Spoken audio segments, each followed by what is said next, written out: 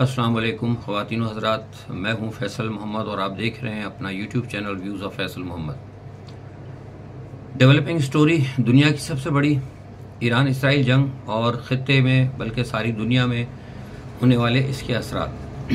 जंग इस वक्त इंतहाई नाजुक मरहले में शामिल हो चुकी है और इस वक्त मैं अपने कानों से तीसरी आलमी जंग के नकारे सुन रहा हूँ, जो कि कहीं मुझे लग रहा है कि पाकिस्तान की सरहदों के करीब ही बज रहे हैं।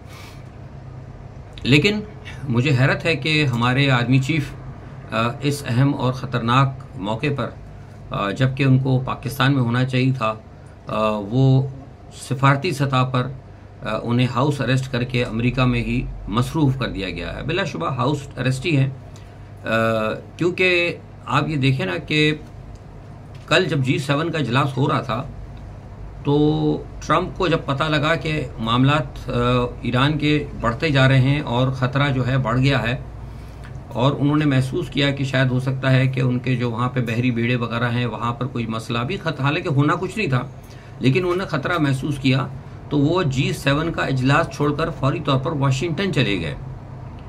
और इसलिए गए, जब हमने मालूम किया तो ये कहते हैं कि मेरे लिए सबसे ज़्यादा इस वक्त जो है वहाँ के हमारे जो अमरीकी वहाँ पर मौजूद हैं, जो हमारे अमरीकी मफादात हैं, वो हमारे लिए बहुत अहम है।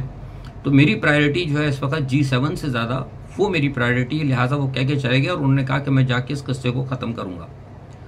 अब यहाँ पर सूरत हाल ये है कि यहाँ पर हमला हो रहा है, हो चुका है, मुसलसल जंग जारी है, और आपके पड़ोस के अंदर आप खुद एक न्यूक्लियर ताकत है और आपके पड़ोस के अंदर आपके पड़ोसी ब्रदर इस्लामी मुल्क के ऊपर जो है हमले जारी हैं, और कहा जा रहा है कि उनके, मैं आगे बताऊंगा कि उसके न्यूक्लियर प्रोग्राम को हिट किया जाएगा।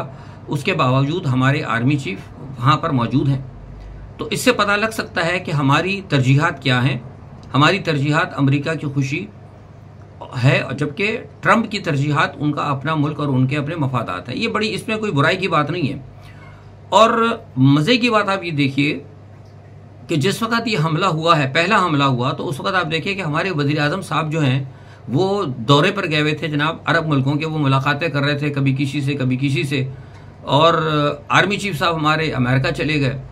हालांकि होना तो ये चाहिए था कि जैसे ही जब ये हमला हुआ तो हमला होते ही पाकिस्तान को सबसे पहले, पाकिस्तान एक न्यूक्लियर ताकत है, उसके पड़ोस में मुसलमान न्यूक्लियर ताकत को हमको ललकारा जा रहा है, तो आपके ऊपर तो सबसे ज़्यादा थ्रेट है भाई, आप पे तो सबसे ज़्यादा थ्रेट है, अगर आप समझें। लेकिन आप समझते नहीं है, क्योंकि आप तो ऑलरेडी कहीं ना कहीं कमेंट कर चुके हैं। ये मैं 10 साल से बात कर रहा हूँ कि उन्होंने आपका ले जाना है न्यूक्लियर पावर। हाँ, अगर ईरान बच जाता है और ईरान अगर सलामती होती है तो फिर आप यकीन करें कि ईरान पाकिस्तान के लिए बफर जोन साबित हो सकता है। ये मैं बड़ी कड़वी बात कर रहा हूँ, मैं किसी के खिलाफ नहीं हूँ, न मैं फौज के खिलाफ न किसी के खिलाफ, मैं वो बातें कर रहा हूँ जो बैनुल अक़वामी सतह पर इस वक्त मैं चेस बोर्ड के ऊपर देख रहा हूँ। और अल्हम्दुलिल्लाह इस चैनल ने जितनी बातें आपको कही हैं, आज अपनी ईमानदारी से मुझे बताइएगा कि क्या बातें कोई गलत हुई हैं आप तक, तो वो अब जो आगे होने जा रहा है वो मैं आपको बता रहा हूँ। तो बुनियादी तौर पर ये इनको कह दिया था कि भाई आप, उन्होंने इनको कहा कि भाई हम जा रहे हैं बाहर, हम ईरान पर अटैक करने के लिए, तो उन्होंने कहा जी हम यहाँ पे होंगे। किसी ने भी कहा, तो उन्होंने कहा आप यहाँ बैठ कर क्या करेंगे बना, आपका यहाँ होना ज़रूरी नहीं, आप वहाँ जाएँ और इनको भी बाहर भेज दें। दरहकीकत हमारे वज़ीर आज़म साहब के और हमारे आर्मी चीफ साहब दोनों के इल्म में ये बात थी। आपको पता है कि ट्रंप ने क्या कहा था? ट्रंप ने कहा कि जब ईरान पर हमला हुआ तो मेरे इल्म में था, ये बात उन्होंने एक्सेप्ट की है। तो उनके भी इल्म में था और इनके भी इल्म में था, जाहिर सी बात है, हम तो उनके बगल बच्चा हैं। इसराइल के भी इल्म में था, पाकिस्तान के भी इल्म में था, उनके भी इल्म में था, सबके इल्म में था। ये कोई ढकी छुपी, ये मैं कोई गलत बात नहीं कर रहा, ये 100% फैक्ट बात है ये। वरना कोई तुक नहीं बनती कि आपके आर्मी चीफ साहब और आपके वज़ीर आज़म साहब एक ऐसे मौके पर, जब हमारे सरहदों के करीब इतना बड़ी तीसरी आलमी जंग का एक तिबल बज रहा है और हम लोग बाहर, अभी तक स्टिल वो बाहर हैं, तो ऐसी सूरत के अंदर मैं ये मुखालफत की बात नहीं कर रहा। ये अगर वो बेवकूफ़ बन रहे हैं या अगर वो नादान हैं तो उनको अपनी बेवकूफ़ी से और अपनी नादानी से इन हजरात को पर्दा हटाना चाहिए, वरना ये चीज़ इनके लिए इंतहाई ख़तरनाक भी साबित हो सकती है, हमारे मुल्क के लिए भी। इसके बाद अब जो पोजीशन है वो ये है कि आर्मी चीफ साहब इस वक्त अमेरिका में हैं और उनकी मौजूदगी पे कई जगह मुजाहरे भी हुए हैं, उनके ख़िलाफ़ मुजाहरे हुए हैं। आप ये देख रहे होंगे कि अच्छे खासे लोग जमा थे, और पाकिस्तान में तो कुछ ही लोग कह रहे थे कि कोई भी नहीं था, लेकिन अच्छे खासे लोग जमा थे। मुझे पाकिस्तान से जो अमेरिका में जो लोग बैठे हैं उन्होंने बताया, मैंने फ़ोन करके भी पता किया, पाकिस्तानी से नहीं पूछा, लेकिन जो वहाँ पे सिक्योरिटी के लोग हैं जो मॉनिटर करते हैं सारे, और जो वहाँ कुछ हमारे अमेरिकन जो तजिया निगार है वो कहते हैं कि अच्छा खासा ठीक ठाक मतलब एक मुजाहरा था। तो उसमें खैर चीफ़ के ख़िलाफ़ नारेबाजी भी हुई। नारेबाजी के मैं सख्त खिलाफ हूँ। चीफ़ के ख़िलाफ़ देखिए नारेबाजी, वो हमारे आर्मी चीफ़ है, गलतियाँ जो वो कर रहे हैं वो मैं भी बता रहा हूँ कि ये गलत काम कर रहे हैं, लेकिन उनके ख़िलाफ़ नारेबाजी करना या कोई दशनाम तराजी करना ये गलत है। लेकिन सवाल ये पैदा होता है कि हम किस किस को मना करेंगे, वो मरता क्या ना करता कि मज़दाक वाली बात है। तो अफसोस तो हुआ, लेकिन इस बात का भी अफसोस है कि ये सब क्यों हो रहा है। अब देखें ना, एक छोटी सी मिसाल है, आप सबको याद होगा कि जब पुतिन ने यूक्रेन पे हमला किया तो इत्तेफाक से इमरान खान वहाँ पहुंचे हुए थे। हालांकि वो कोई जानबूझकर नहीं गए थे, वहाँ गए थे वो यूक्रेन रूस के साथ, पाकिस्तान के साथ जो मामला चल रहे हैं उस पर गए थे। तो वहाँ पर पाकिस्तान में कहा गया कि जनाब देखें, ये जिस वक्त वो अमेरिका ने कहा कि जिस वक्त वहाँ पे रूस पे हमला होने वाला था तो इमरान खान साहब जो है वह यूक्रेन पे हमला होने वाला था तो इमरान खान रूस पहुंचे हुए थे। ये बड़ी अफसोस की बात है, ये एक जुर्म है। अच्छा भाई जनाब, वो इमरान खान का जुर्म हो गया। तो अब जो हमारे पड़ोस मुल्क में, हमारे ब्रदर इस्लामी मुल्क में उनकी जो न्यूक्लियर तनसीबात पर हमला हो रहा है तो हमारे चीफ साहब बाहर थे, तो ये बड़ी बात है या वो बड़ी बात है? ये फैसला आप मुझे बताइएगा। मैं किसी की बुराई नहीं कर रहा, मैं जनरली बात कर रहा हूँ। ये उन लोगों के लिए जवाब है जो ये बस खामा की जो बातें करते फिरते हैं। तो कहने का मकसद ये है कि हमारे पास लोगों को हकायक का बिल्कुल इल्म नहीं है। लोग वो आजकल सोशल मीडिया पे हुकूमत ने कुछ लोगों को पैसे दे रखे हैं, फंड दिए हुए हैं ज़बरदस्त तरीके से, 250, 300, 400 लोग हैं, ट्रोलिंग कर रहे हैं, ट्विटर के ऊपर हैं, फेसबुक पे हैं, पेजेस उन्होंने बनाए हुए हैं, किसी ने इमरान की तस्वीर लगाई हुई है, किसी ने ला इलाहा इल्लल्लाह लगाया हुआ है, सब गलत खबरें दे रहे हैं और प्रोपेगेंडा कर रहे हैं। आप मुझे बताइए कि इस वक्त जो लोग, हज़ारों लोग हैं, बहुत सारे मेरे जानने वाले भी हैं, अच्छे खासे लोग पढ़े लिखे हैं, वो ये कहते थे फैसल साहब ईरान और इसराइल तो एक ही सिक्के के दो रुख हैं। मैं उनसे उस वक्त भी कहता था भाई आपको नहीं पता। मैं उलझता था, आज वो लोग भी मेरे सुनते हैं वीलॉग, वो खुद ईमानदारी से बता देंगे कि क्या वाकई अब तस्लीम करते हैं इस बात को कि नहीं तस्लीम करते। मैं कहता था ये गलत कह रहे हैं आप, ईरान और इसराइल एक सिक्के के दो रुख नहीं हैं। ईरान खामोश है, अपने आप को मुज्तमा कर रहा है, क्योंकि ईरान को पता था कि मेरे पास मुझ पर पाबंदियां हैं। ईरान को पता था अगर मैं जज्बाती होकर लड़ पड़ा तो मेरे पास तो एयरफोर्स है ही नहीं, और आज आप देख लें ईरान बगैर एयरफोर्स से लड़ रहा है। ईरान के पास सिर्फ मिसाइल टेक्नोलॉजी है, जबकि उसके मुखालिफ जो है उनके पास बड़ी बड़ी एयरफोर्स है, बड़े बड़े ताकतवर जहाज हैं, F-35 और F-16 और J-10, पता नहीं कौन कौन से उनके पास वो बड़ी बड़ी एयरफोर्स उनके पास मौजूद है, बमें तमाम जदीद तकनीकी सहूलियत के साथ। लेकिन उनके पास सिर्फ मिसाइल हैं जो कि जदीद टेक्नोलॉजी से उन्होंने बनाए हैं, और खुद ज़्यादातर खुद के बनाए हुए। तो लोगों को एहसास होना चाहिए, उनकी आंखें अब खुल जानी चाहिए जो इस उसके अंदर थे कि जनाब वो इस अहले तशी जो है वो तो एजेंट होते हैं, यहूदियों के एजेंट होते हैं। कोई अहले तशी जो है फ़िक़े का मसला है, हमारे यहाँ ये शिया सुन्नी के इख्तलाफात को डालकर ये बैनुल-अक़वामी कार्ड था जो खेला जाता था आलमी सतह पर। बदकिस्मती से हमारे मुल्क में भी खेला जाता है, ऐसी बात नहीं है, हमारे मुल्क में भी खेला जाता है। और ये उसका नतीजा है कि आज शिया सुन्नी में नफरत आप देखते हैं ना, उसकी वजह यही है। जिस तरह ये कहा जाता है कि एक ही सिक्के के दो रुख है, अब उनकी आंखें खुल जानी चाहिए। और मैं समझता हूँ कि उनको भी आंखें खोल लेनी चाहिए जो ये कहते हैं कि इमरान खान यहूदी एजेंट है। जिस तरह आप वो धोखे में रहते थे ना, आपको नहीं पता था, मैं बता रहा हूँ ये भी आप धोखे में, ये भी एक बहुत बड़ा एक आपके साथ ब्लफ कर रही है, मतलब हुकूमत और ये मौजूदा जो भी इस्टेब्लिशमेंट है, जो को भी कि फुल पेंट किया जा रहा है इमरान खान को कि इमरान खान यहूदी एजेंट है। आज तो वो यहूदी एजेंट बंद है ना जेल में। तो अब ये सब कुछ जो होने जा रहा है पाकिस्तान के साथ, ये जो कुछ हो गया है, आपने क्या किया? कुछ भी नहीं किया आपने। ईरान के साथ एक लफ्ज़ भी नहीं बोला आपने। आपको तो OIC का इजलास बुलाना चाहिए था यहाँ पर, और आप उठ के चले गए बाहर यहूदियों के इशारे के ऊपर। जब इमरान खान यहाँ पे था, ज़रा सी बात हुई थी तो आखिरी वक्तों में आया था, उसने OIC का इजलास तलब किया था।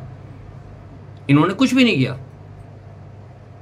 और हमारे सागदार साहब कह रहे हैं कि वो किसी ने गलत AI की फिल्म चला दी तो खड़े होकर TV के ऊपर वो वजाहत दे रहे। नहीं, हमने ऐसा नहीं कहा था, ऐसा कभी भी नहीं होगा।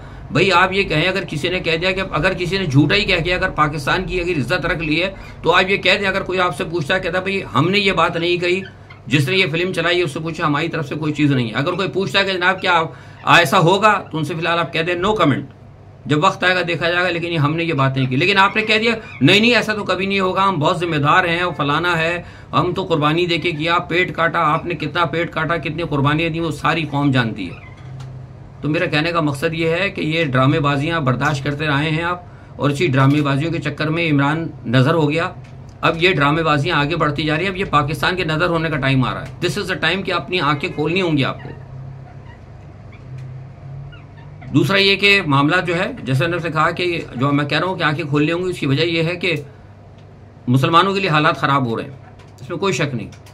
अब आप देखिए कि ट्रंप ने वाज़ेह तौर पर कह दिया है कि वो ईरान को जो है मतलब सबक सिखाएंगे। अब अगर ये कब रुक सकता है?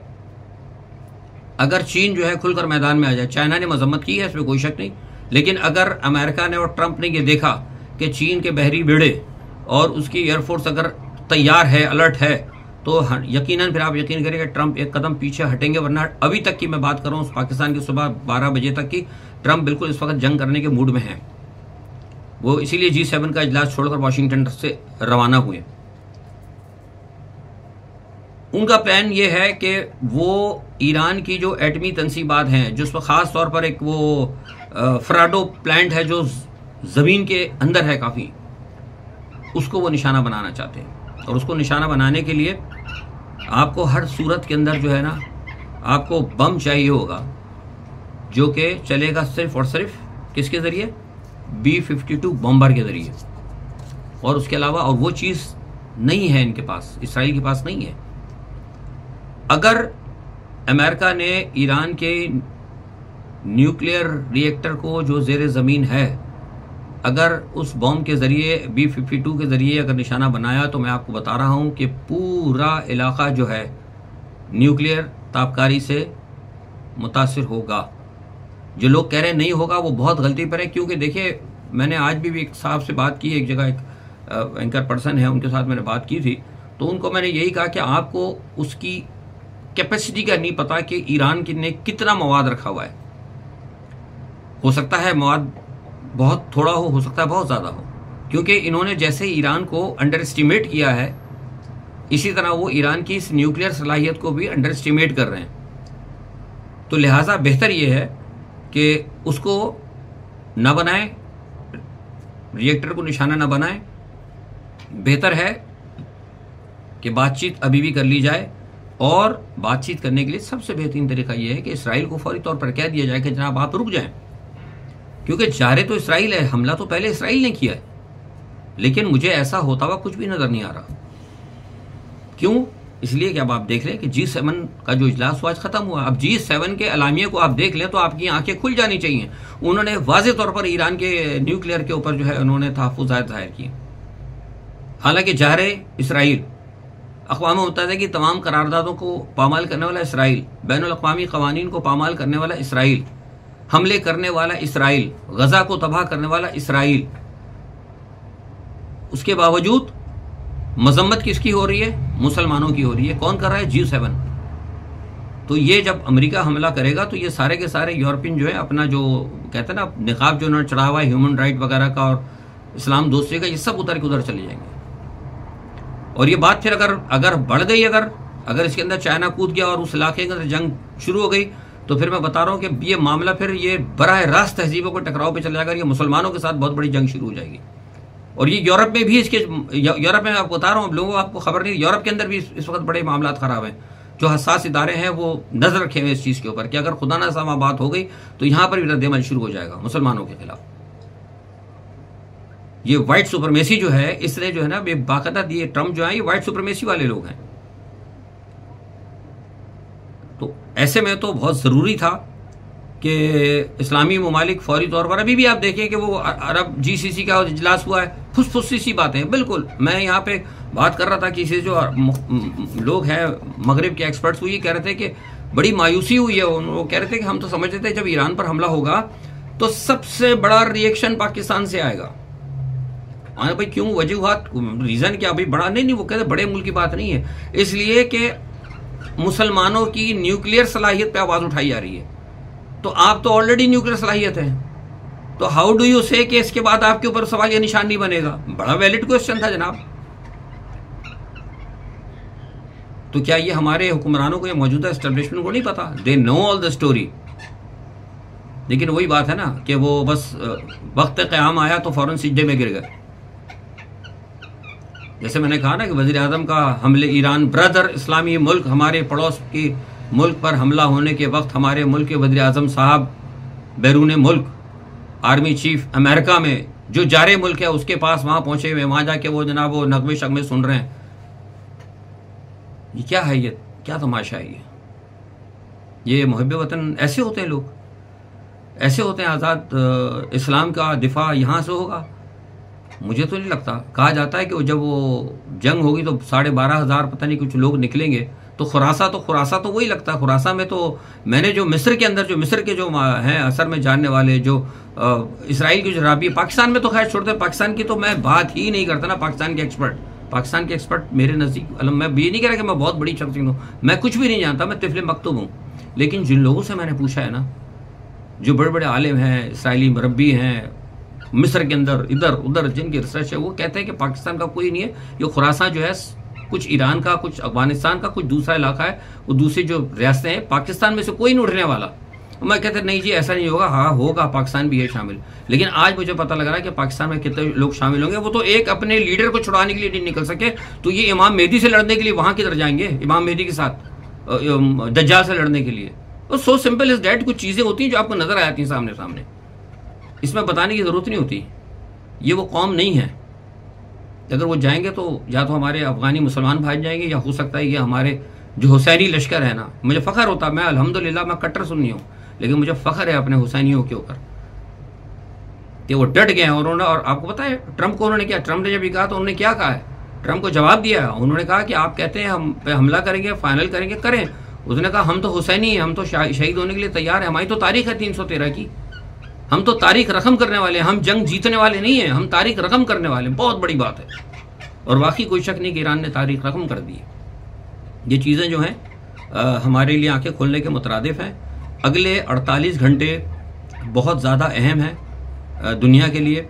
अगर ये मामला, अगर ईरान पर अगर कहीं हमला हो गया, जैसे मैंने आपसे कहा कि उनका जो ज़ेर ज़मीन है बंकर, अगर उसको उन्होंने निशाना बनाया B-52 के ज़रिए, तो फिर मैं समझता हूँ कि ये जो है ना मामला आपका बहुत ज़्यादा ख़राब हो जाएगा। क्योंकि ये जो गाइडेड बम है ना, ये बड़ी तबाही फैलाता है, बहुत तबाही फैलाएगा। तो उसके असरात जो है ना खित्ते के अंदर भी आएंगे। तो देखें, अल्लाह से दुआ करें कि खुदा करे चीन और रूस और कुछ इस पर आवाज़ उठाएं। लेकिन यहाँ मैं इसलिए भी कह रहा हूँ कि ख़तरा है कि जिस वक्त ट्रंप साहब गए हैं G7 के इजलास से उठ के, तो उसी वक्त पता लग गया था इनको, रशिया को, कि ये कुछ करने जा रहे हैं शैतानी। तो उसी वक्त सरगई लैवरोव जो है वो फौरी तौर पर वहाँ गए हैं शुमाली कोरिया, और शुमाली कोरिया में जाके उन्होंने बातचीत की है इस हवाले से कि अगर मामला अगर बनता है, खुदा ना खास्ता बड़ी जंग अगर होती है, तो फिर मशरिक़ वस्ता में अपने मफादात के तहफ़्फ़ुज़ के लिए रूस, चीन और ईरान, वेनेजुएला और क्यूबा एक किरदार अदा करने के लिए तैयार रहें। ये एक सूरत हाल है अब तक की। देखें क्या होता है। अगले 48 घंटे बहुत अहम है। अगर कोई ख़ास बात होती है तो इंशाल्लाह हो सकता है फिर मैं कल भी अपना वीलॉग करूँगा। आज के लिए इतना ही। अपना बहुत ख्याल रखिएगा। अल्लाह हाफ़िज़।